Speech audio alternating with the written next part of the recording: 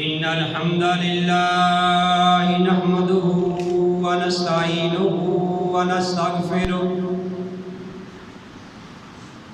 ونعوذ بالله من شرور أنفسنا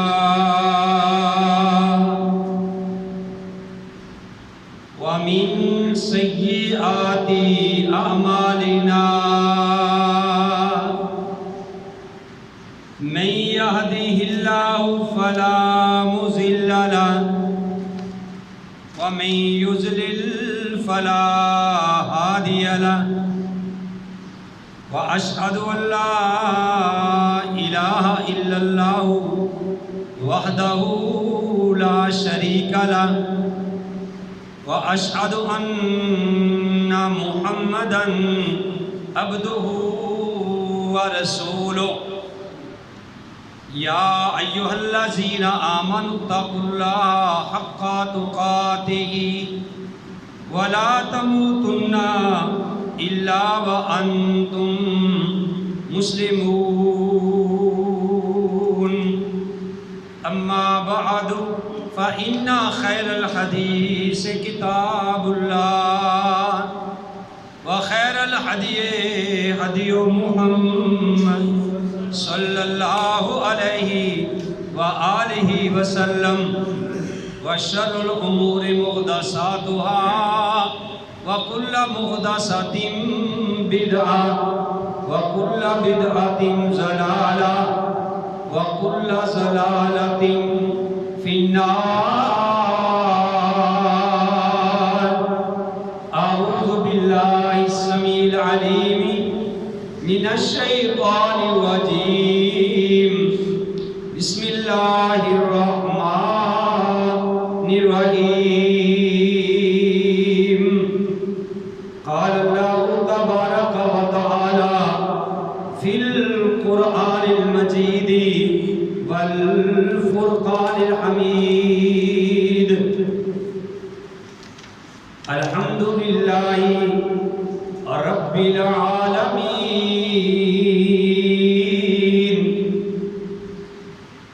الرحمن الرحيم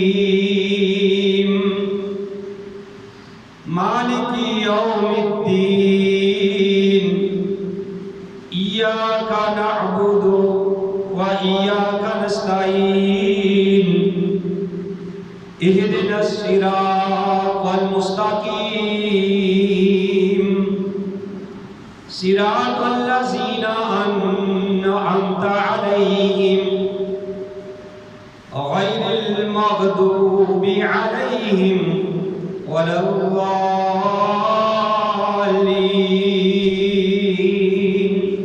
آمین. ہر قسم کی حمد و ثنا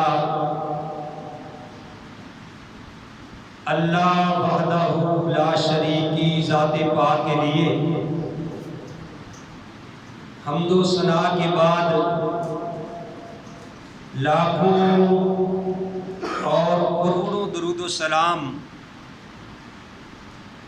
اسی لیاقت صاحب آؤ.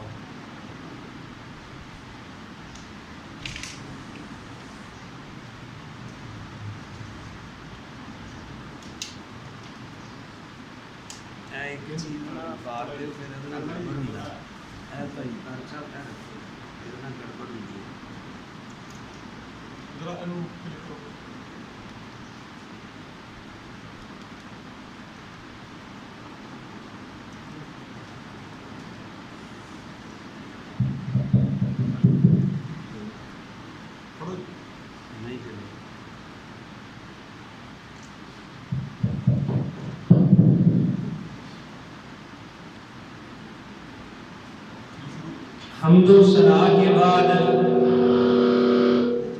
لاکھوں اور کروڑوں درود و سلام امام الانبیاء، امام القبلتین، امام الثقلین، امام الحرمین، آمینہ کے لال، عبداللہ کے در یتیم، ساری کائنات کے سردار محمد الرسول اللہ صلی اللہ علیہ وآلہ وسلم کی ذات گرامی پہ۔ محترم حضرات، میں نے آپ کے سامنے سورہ الفاتحہ کی تلاوت کی ہے۔ اللہ کی توفیق سے میں یہ کوشش کروں گا کہ آپ بھائیوں کے سامنے سورہ فاتحہ کی عظمت، اس کے بارے میں کچھ بیان کیا جائے۔ اور میں نے الحمدللہ یہ بھی پروگرام بنایا ہے کہ انشاءاللہ قرآن کو سورہ فاتحہ سے شروع کرتے ہیں اور پھر انشاءاللہ اسی ترتیب کے ساتھ ہم چلتے جائیں گے، اور اللہ تعالیٰ سے دعا کریں کہ اللہ تعالیٰ مجھے یہ مکمل قرآن ترجمے اور تفسیر کے ساتھ احادیث کے ذریعے خطبات جمعۃ المبارک میں مکمل کرنے کی توفیق نصیب کرے، اور پھر اللہ تعالیٰ آپ سب کو بھی یہ مکمل قرآن ترجمے اور تفسیر کے ساتھ سننے کی توفیق نصیب فرمائے انشاءاللہ الرحمن۔ آپ سے گزارش ہے کہ بات کو غور سے سنیں، کوشش کریں کہ ٹائم پہ پہنچیں تاکہ پتہ چلے کہ بات کہاں سے شروع ہوئی ہے۔ میرے بھائیوں، اس بات کو ذہن میں رکھیں کہ جب بھی قرآن پاک آپ شروع کریں تو سب سے پہلے اعوذ باللہ من الشیطان الرجیم یہ پڑھیں۔ اللہ احکم الحاکمین نے قرآن پاک کے اندر اپنے پیارے نبی جناب محمد رسول اللہ صلی اللہ علیہ وآلہ وسلم کو فرمایا، وَإِذَا قَرَأْتَ الْقُرْآنَ، اے نبی آپ جب بھی قرآن پڑھیں، قرآن کی تلاوت کرنے لگیں، فَاسْتَعِذْ بِاللَّهِ مِنَ الشَّيْطَانِ الرَّجِيمِ، تو آپ اللہ کی پناہ میں آ جائیں شیطان مردود سے۔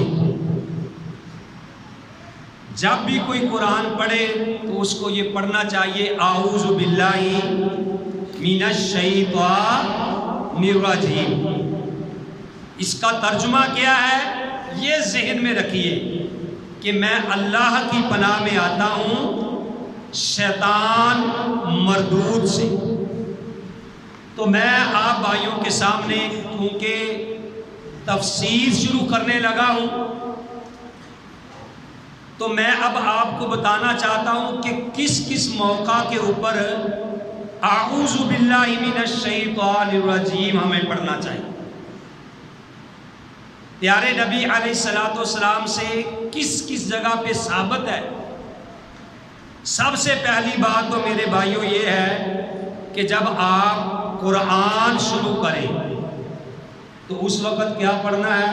اعوذ باللہ من الشیطان الرجیم۔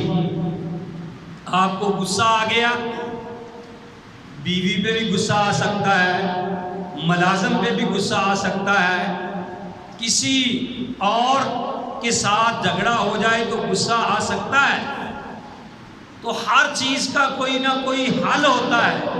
کہتے ہیں جی میرا بی پی ہائی ہو گیا، ڈاکٹر کو چیک کرواتے ہیں، اس کی ہم دوائی کھاتے ہیں۔ تو غصے کا حل پیارے نبی علیہ السلام نے ارشاد فرمایا کہ جب کسی کو غصہ آئے تو وہ پڑھے اعوذ باللہ من الشیطان الرجیم۔ اگر وہ بندہ بیٹھا ہے، اگر وہ بندہ کھڑا ہے تو بیٹھ جائے، اگر وہ بیٹھا ہے تو لیٹ جائے، آپ کا غصہ جاتا رہے گا۔ مجھے بات یاد آئی کہ مولانا عتیق اللہ سلفی صاحب، آپ بھائی ان کو جانتے ہوں گے، استیانہ بغلہ میں مدرسہ ہے ماشاءاللہ بہت بڑا، جس کے وہ ناظم ہیں، بڑے اللہ کے ولی ہیں۔ تو ایک بار وہ بس میں جا رہے تھے تو ان کا کسی کنڈکٹر کے ساتھ جھگڑا ہو گیا، تو جب وہ غصے میں آئے تو انہوں نے پڑھا اعوذ باللہ من الشیطان الرجیم۔ ابھی غصہ ٹھنڈا نہیں ہوا وہ بیٹھ گئے، غصہ ٹھنڈا نہیں ہوا وہ بس میں لیٹ گئے۔ اب جب وہ لیٹے تو غصہ ان کا دور ہو گیا۔ تو یہ کہنا آسان ہے، اس بات پہ عمل کرنا بڑی بات ہے۔ فرض کرو آپ بازار میں کسی کے ساتھ لڑیں، آپ کو غصہ آ جائے تو اب سنت سمجھ کے کوئی بھی بندہ لیٹنے کے لیے وہاں تیار نہیں، لیکن اگر آپ زمین پہ لیٹ جائیں گے تو آپ کا غصہ دفع ہو جائے گا، غصہ آپ کا جاتا رہے گا۔ یہ پیارے نبی علیہ السلام سے ثابت ہے۔ اور دوسرے موقع پہ اگر آپ دیکھتے ہیں کہ گدھا بولا ہے، گدھا چلایا ہے، گدھا بولا ہے، تو اس کو گالی نہیں دینی، بلکہ کیا کہنا ہے؟ اعوذ باللہ من الشیطان الرجیم۔ نبی علیہ السلام نے فرمایا کہ گدھا جو ہے وہ شیطان کو دیکھ کے بولتا ہے، آپ کو وہ نظر نہیں آتا، گدھے کو نظر آتا ہے۔ اور اس بات پہ ہمارا ایمان ہونا چاہیے، کیونکہ پیارے نبی علیہ السلام کا فرمان ہے۔ تو گدھا جب بولے تو فوراً پڑھو اعوذ باللہ من الشیطان الرجیم۔ ادھر دیکھیے میری طرف، تھوڑا سا ٹائم ہے، جاگ کے ذرا سنیے بات، میں آپ کو سبق پڑھا رہا ہوں۔ آپ نماز پڑھ رہے ہیں، آپ نماز پڑھ رہے ہیں، نماز کی حالت میں آپ نے نماز شروع کی، اللہ اکبر، کہیں اور پہنچ گئے، بازار میں پہنچ گئے، بیوی کے خیالات میں پہنچ گئے، بچوں کے خیالات میں پہنچ گئے، کسی اور حساب و کتاب میں پہنچ گئے، وسوسے غلط آ گئے، تو اب آپ نے کیا کرنا ہے؟ نبی کریم علیہ السلام نے ارشاد فرمایا کہ جب آپ نماز پڑھیں وسوسے آئیں تو آپ نماز کی حالت میں ہی پڑھیں اعوذ باللہ من الشیطان الرجیم، اور اپنی بائیں سائڈ پہ 3 دفعہ دل کے اوپر اس طریقے سے آپ تھوک دیں، اور جب آپ ایسا کریں گے جو وسوسہ آپ کے دل میں آیا وہ جاتا رہے گا۔ یہ بات آپ معمولی نہ سمجھیں، اور پیارے نبی کی کسی بات کو بھی معمولی نہ سمجھا کریں۔ اب کیونکہ شیطان نماز میں آتا ہے، ورغلاتا ہے، حضرت ابو بکر صدیق سب کہہ دو رضی اللہ تعالی عنہ، ان کے پاس ایک یہودی آیا، وہ آ کے کہنے لگا کہ یا خلیفہ رسول اللہ، اے رسول اللہ کے خلیفہ، ابو بکر کو کہنے لگا کہ ہم یہودی لوگ ہیں، ہم اپنی عبادت کرتے ہیں، ہمارے دلوں میں کبھی کوئی وسوسے نہیں آتے، کوئی غلط خیالات نہیں آتے۔ مسلمان جب عبادت کرتے ہیں وہ کہتے نہیں میرے دل میں غلط وسوسے آ گئے جی، میرے دل میں غلط خیالات آ گئے۔ ہم یہودی عبادت کرتے ہیں تو کبھی ایسے غلط وسوسے ہمیں نہیں آئے۔ تو ابو بکر رضی اللہ تعالی عنہ نے اس کو کہا کہ مجھے بتلاؤ کہ ایک گھر میں ڈاکو داخل ہو جائیں، ایک گھر میں اگر ڈاکو داخل ہو جائیں، ایک کمرے میں سونا اور چاندی پڑا ہوا ہو اور ایک کمرہ بالکل خالی ہو، تو آپ بتائیں کہ وہ چور، وہ ڈاکو کس کمرے میں داخل ہوگا؟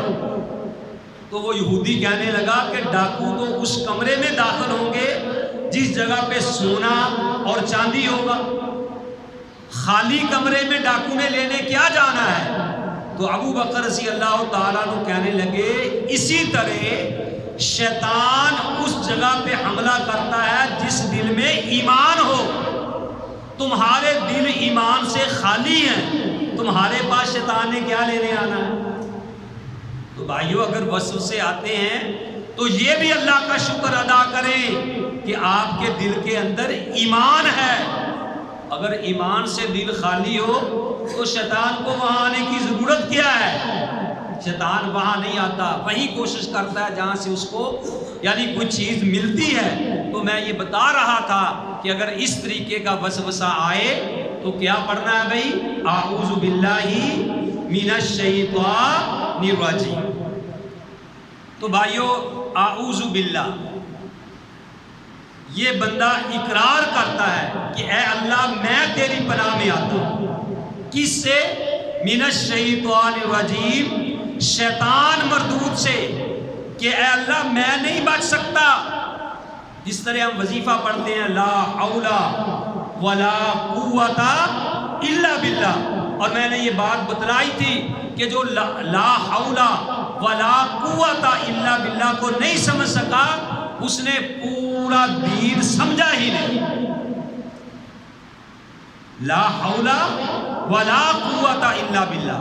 پیارے نبی علیہ السلام نے ارشاد فرمایا کہ یہ جنت کے خزانوں میں سے ایک خزانہ ہے جو پیارے نبی علیہ السلام کو ملا ہے.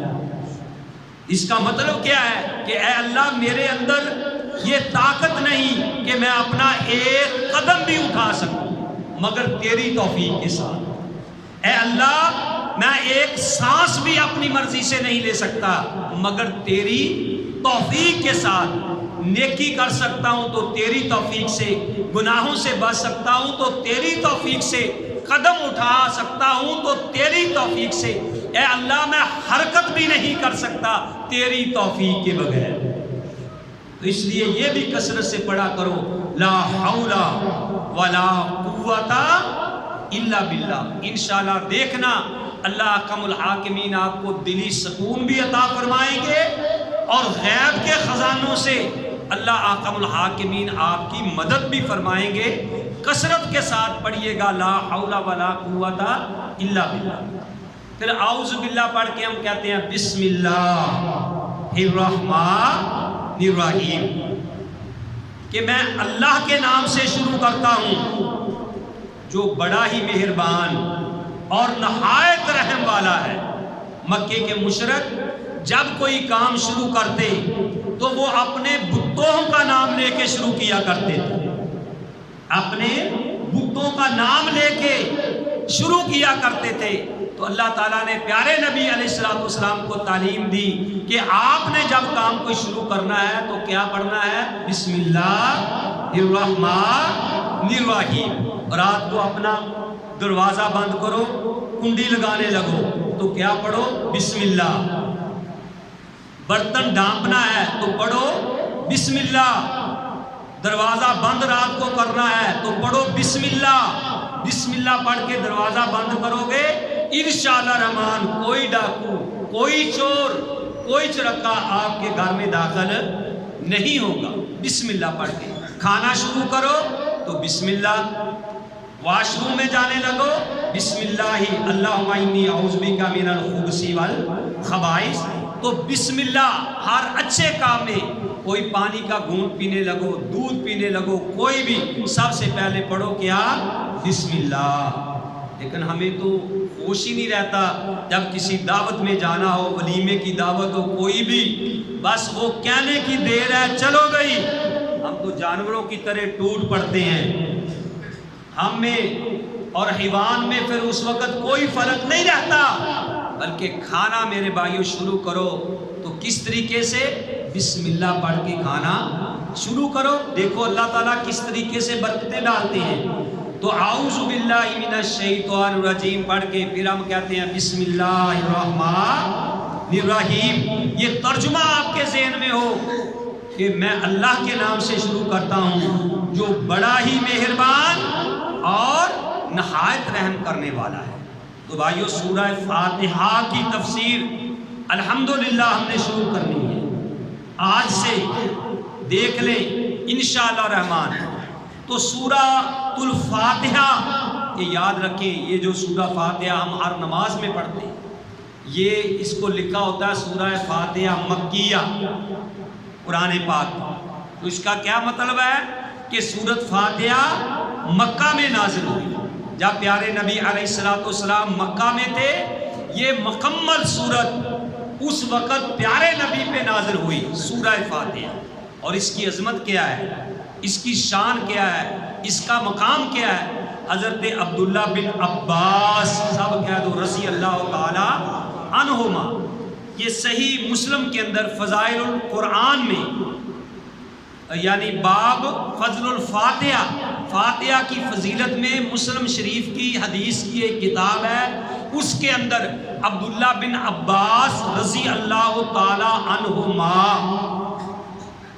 رضی اللہ تعالی عنہما، وہ فرماتے ہیں کہ ایک بار پیارے نبی علیہ الصلوۃ والسلام کے پاس جبریل علیہ السلام بیٹھے ہوئے. غور سے سنو بات بھائی، میری طرف دیکھو. نبی کریم صلی اللہ علیہ وسلم کے پاس بیٹھے ہوئے تھے کون؟ جبریل علیہ السلام. کون کہتے ہیں؟ عبداللہ بن عباس. عباس کون تھے؟ پیارے نبی علیہ الصلوۃ والسلام کے چچا تھے. حضرت عباس سے پوچھا گیا کہ آپ بڑے ہیں یا محمد کریم صلی اللہ علیہ وسلم آپ سے بڑے ہیں؟ تو عباس کہنے لگے کہ پہلے پیدا میں ہوا ہوں، لیکن بڑے محمد صلی اللہ علیہ وسلم. ان کے بیٹے آپ کے چچا زاد وہ فرماتے ہیں کہ نبی علیہ السلام بیٹھے ہوئے تھے، آپ کے پاس جبریل علیہ السلام بھی بیٹھے ہوئے تھے. اچانک ایک زوردار آواز آئی تو جبریل علیہ السلام نے آسمانوں کی طرف دیکھا تو جبریل نے کہا یا رسول اللہ صلی اللہ علیہ وسلم، آسمان کا ایک آج دروازہ کھلا ہے جو آج سے پہلے کبھی نہیں کھلا تھا. آسمانوں کے بھی دروازے، آسمانوں کے بھی دروازے، یہ دروازہ آج سے پہلے کبھی نہیں کھلا تھا.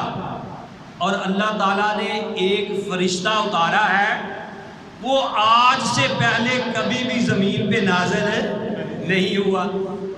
تو اس فرشتے نے نبی علیہ الصلوۃ والسلام کو آگے کہا السلام علیکم.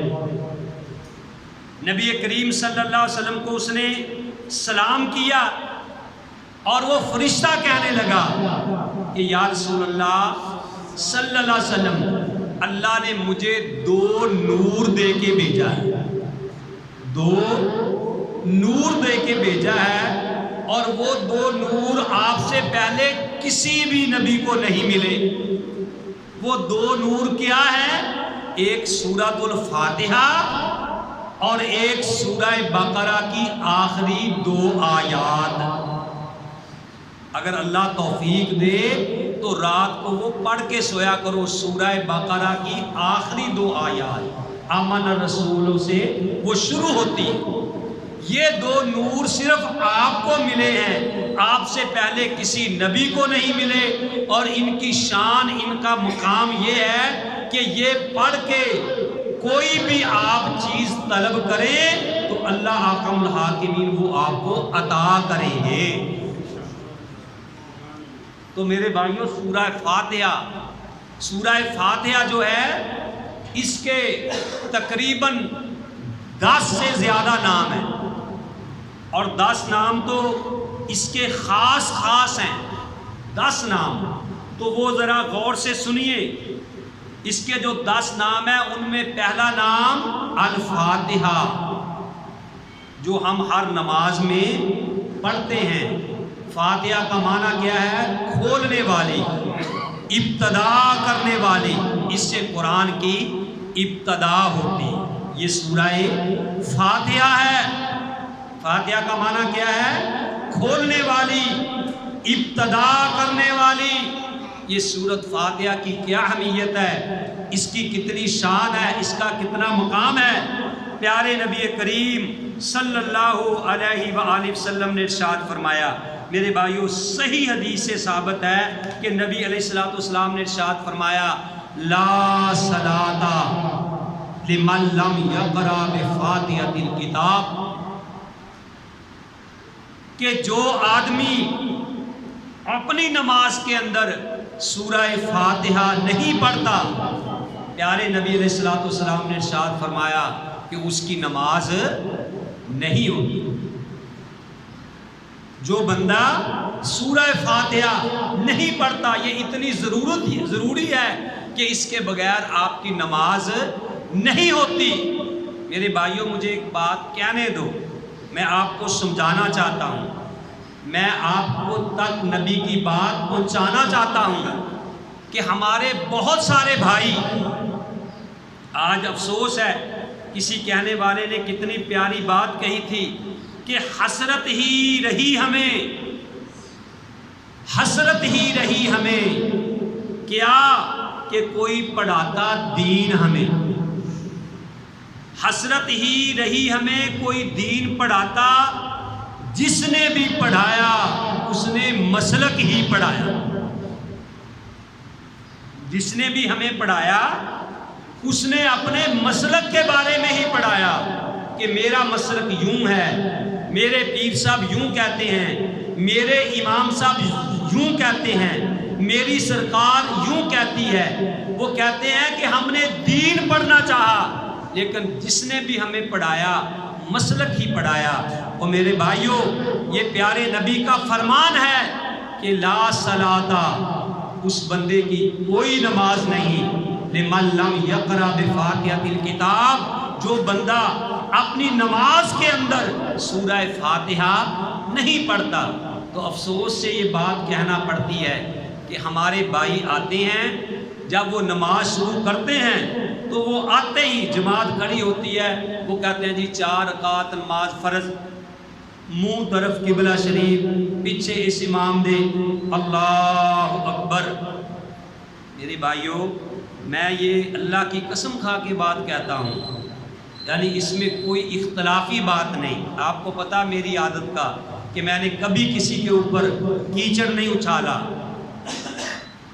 آپ کو پتہ ہے، میں صرف آپ کو سمجھانے لگا ہوں کہ اللہ نے آپ کو عقل دی ہے کہ یہ جو ہم نیت باندھتے ہیں، اللہ کی قسم یہ کسی بھی حدیث سے ثابت نہیں ہے، نہ قرآن سے، نہ حدیث سے، نہ کسی صحابی سے، نہ کسی تابعی سے، کسی سے بھی یہ نیت ثابت نہیں ہے۔ یارو، جو نیت کسی سے بھی ثابت نہیں ہے اس کو ہم اتنا ضروری سمجھتے ہیں کہ ہماری رکعت جاتی ہے تو جائے، یہ ہم نے ضرور الفاظ کہنے ہیں۔ وہ یارو، جو میرے نبی سے ثابت ہے، جو امام کائنات سے ثابت ہے، جو پیارے نبی کا فرمان ہے کہ لا صلاۃ لمن لم یقرأ بالفاتحۃ الکتاب، کہ اس کی نماز نہیں ہوتی جو سورہ فاتحہ نہیں پڑھتا، تو میرے بھائیوں ہم سورہ فاتحہ پڑھنے کے لیے تیار نہیں ہے۔ نبی کا فرمان ہم چھوڑ رہے ہیں، اور جو کسی جگہ سے ثابت نہیں اس کو ہم پڑھ رہے ہیں۔ یہ کتنا بڑا المیہ ہے، چونکہ چنانچہ اگرچہ مگرچہ۔ وہ میرے بھائیوں، پیارے نبی کا یہ فرمان ہے، وہ نیت تو اردو میں ہے یا پنجابی میں ہے، ساری نماز عربی میں ہم پڑھتے ہیں، اللہ اکبر سے لے کے السلام علیکم ورحمۃ اللہ، السلام علیکم ورحمۃ اللہ تک۔ اگر یہ بھی نماز کا حصہ ہوتی تو یہ بھی ہم عربی میں ہی پڑھتے۔ نیت دل سے ہوتی ہے، دل میں ہمیں پتہ ہونا چاہیے کہ ہم کون سی نماز پڑھنے لگے ہیں۔ تو بھائیوں، جس کے بغیر نماز نہیں ہوتی وہ ہم نہیں پڑھتے، اور جس کا نماز کے ساتھ کوئی تعلق ہی نہیں وہ ہم چھوڑنے کے لیے تیار نہیں۔ تو میں یہ عرض کر رہا تھا کہ فاتحہ کا معنی کیا ہے؟ کھولنے والی، ابتدا کرنے والی۔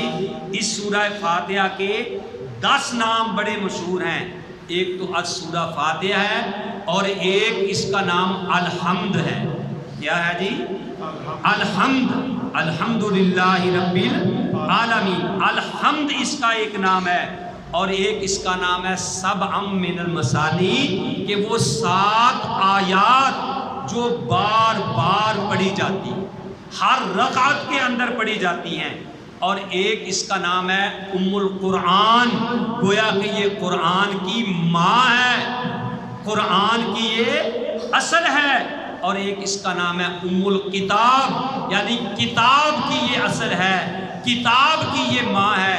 اور ایک اس کا نام ہے الشفاء، یعنی جو آدمی سورہ فاتحہ پڑھ کے دم کرے اللہ اس کو شفا عطا کر دیتے ہیں۔ اور ایک اس کا نام ہے الرقیہ، رقیہ کا معنی کیا ہے؟ دم کرنا۔ جو آدمی سورہ فاتحہ پڑھ کے دم کرے اللہ اس کو شفا دے دیتے ہیں۔ اور ایک اس کا نام الدعا ہے، اور ایک اس کا نام تعلیم المسئلہ یعنی مانگنے کے آداب، اور ایک اس کا نام الصلاۃ ہے یعنی نماز، یعنی سورہ فاتحہ ہی اصل میں نماز ہے، اور ایک اس کا نام شفا بھی ہے اور رقیہ بھی ہے۔ تو یہ دو شفا کا معنی کیا ہوتا ہے؟ شفا، کہ اللہ بیمار ہے بندہ یہ پڑھے تو اللہ شفا دے دیتے ہیں۔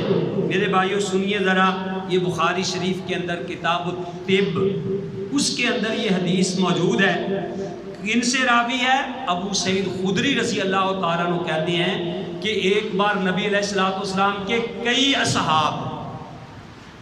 اصحاب ایک قبیلے کی طرف گئے۔ جب ان قبیلے کی طرف گئے، یہودیوں کا غالباً قبیلہ تھا، تو انہوں نے ان کی مہمان نوازی نہیں کی۔ مہمان نوازی نہیں کی تو مہمان نوازی کرنا بھی یہ اللہ کی توفیق سے ہے۔ کئی بندے بڑے مہمان نواز ہوتے ہیں، دل سے بندے کی یعنی مہمان نوازی کرتے ہیں، اور کئی بندے ٹلتے ہیں کہ یا اللہ کوئی ہمارے ہاں مہمان نہ آ جائے۔ اور نبی علیہ السلام نے فرمایا کہ جو بندہ یوم آخرت پہ ایمان رکھتا ہے وہ مہمان کی عزت کرے۔ یہ ایک الگ موضوع ہے، انشاءاللہ الرحمن کسی دن بیان کیا جائے گا۔ تو بہرحال ان قبیلے والوں نے ان صحابہ کی ضیافت نہیں کی، مہمان نوازی نہیں کی، بھوک بیچاروں کو لگی ہوئی تھی، پیاس لگی ہوئی تھی۔ اللہ پھر اسباب بھی پیدا کر دیتا ہے۔ تو جناب ان قبیلے والوں کا جو سردار تھا نا، ان کو ایک بچھو نے ڈس دیا۔ اللہ تعالیٰ سب کو محفوظ فرمائے۔ ہمارے حافظ محمد یحییٰ عباسی صاحب غالباً دیوبندی بھائیوں کے بہت بڑے خطیب ہیں، یہ ابھی 2-3 دن پہلے کی بات ہے کہ ان کا نوجوان بیٹا تھا، ایک سانپ نے اس کو ڈسا، پتہ ہی نہیں چلا، وہ بیچارہ مر گیا۔ جوگی کو بلایا، سانپ کو نکالا گیا۔ تو بہرحال ان قبیلہ کے سردار کو کس نے ڈس دیا؟ بچھو نے ڈس دیا۔ اور نبی علیہ الصلوۃ والسلام ایک بار نماز پڑھ رہے تھے، نماز کی حالت میں بچھو آیا، آپ نے جوتے کے ساتھ اس کو مارا۔ جب اس نے ڈسا آپ نے فرمایا یہ نہ کسی نمازی کو چھوڑتا ہے اور نہ کسی دوسرے کو چھوڑتا ہے۔ اللہ تعالیٰ سب کو محفوظ فرمائے۔ نبی نے یہ دعا بھی بتائی ہے، دعائیں سیکھا کرو تو ہم آپ کو سکھائیں گے۔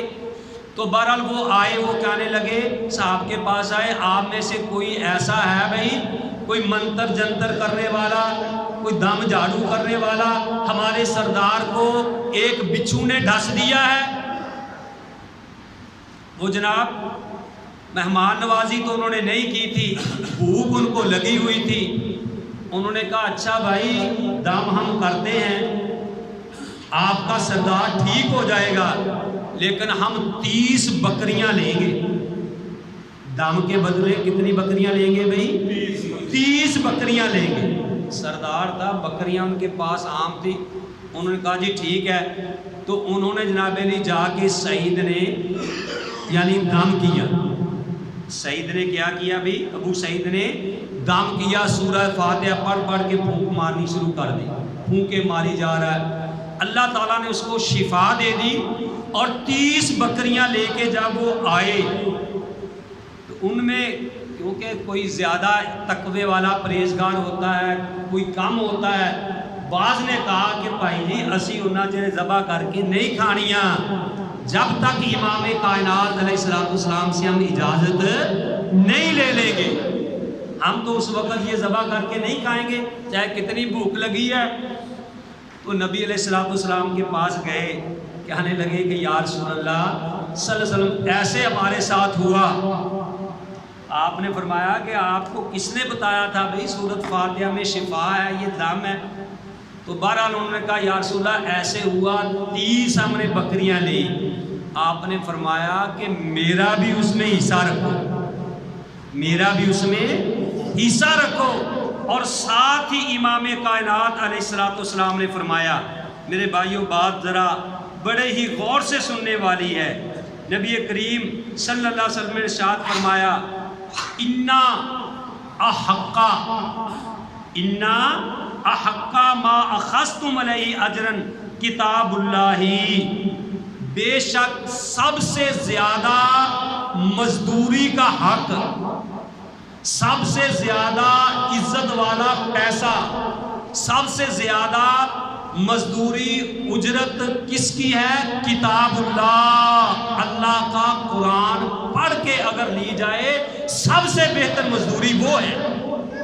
آج لوگ کہتے ہیں لو جی مولوی قرآن پڑھنے پیسے لیندے ہیں، یہ جی جمعہ پڑھان دے پیسے لیندے ہیں، لو جی انہیں دم کران دا بھی پیسہ لے لیا۔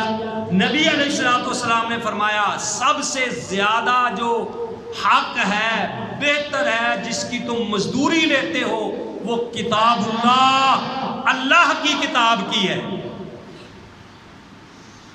میرے بھائیوں وہ اللہ کا قرآن آپ کو پڑھ کے سناتے ہیں، اور سب سے زیادہ ہی ہم اس معاملے میں زیرو ہیں۔